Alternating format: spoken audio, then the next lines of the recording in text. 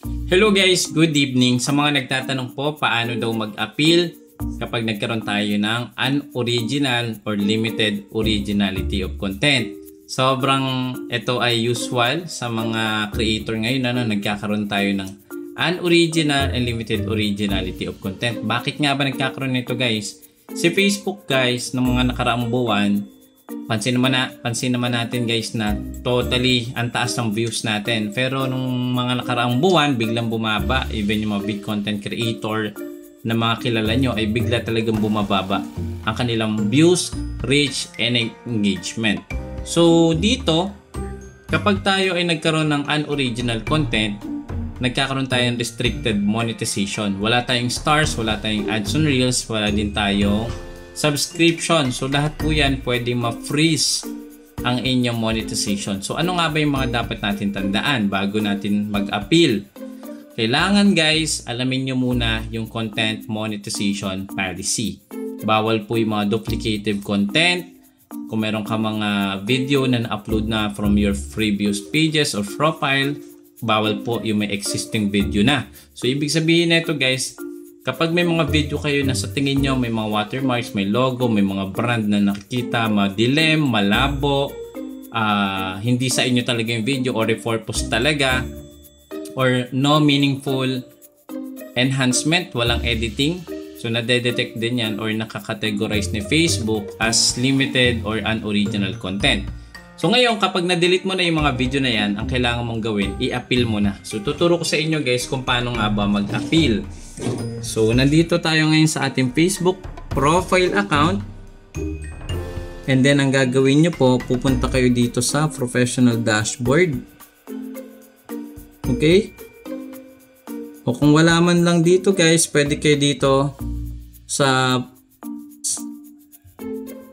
Okay, kung wala na ditong Creator Studio, balik ka, punta ka dito sa main yung profile. Create Creator Support, Monetization, Make Money with Reels. Ayan, Start on FB Reels, then meron ditong Contact Us.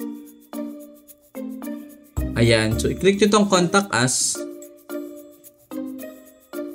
So, ang i-click nyo dito next, yung demonetization. Pag ganito guys yung nag-appear, ibaback nyo lang po. And then kailangan mo ditong i-face ang inyong link ng Facebook.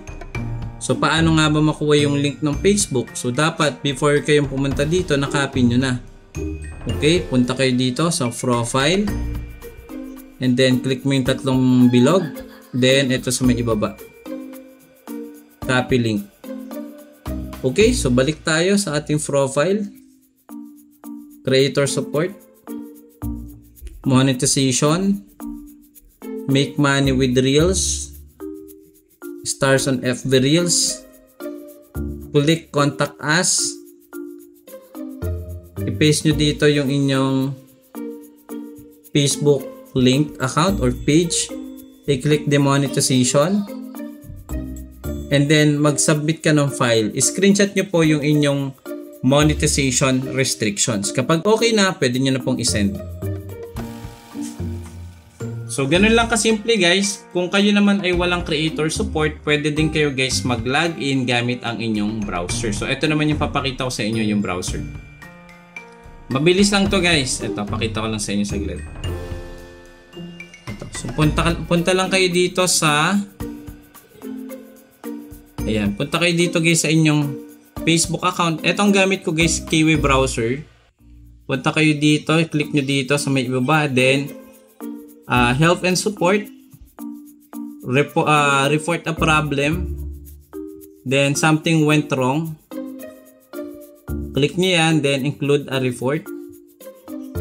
Pili ka lang dito guys ng area kung saan meron kayong violation. So sample, pages or profile, click nyo yung profile, state mo dito yung reason kung bakit ka nagkaroon ng violation. Okay? Kapag nalagay mo na yung reason mo, kung ano yung, syempre English dapat, okay?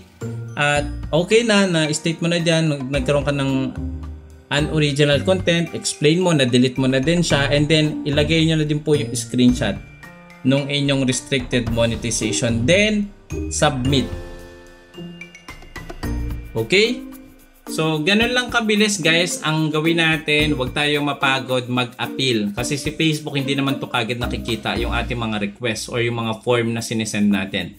Kailangan guys, everyday mag-appeal po kayo. As long na wala pang reply si Facebook, mag-appeal po kayo guys.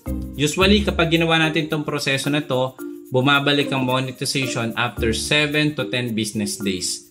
Okay? Maraming salamat. Please, pa-share po itong video na to kung nakatulong po sa inyo. Maraming salamat. See you again next time. Bye-bye.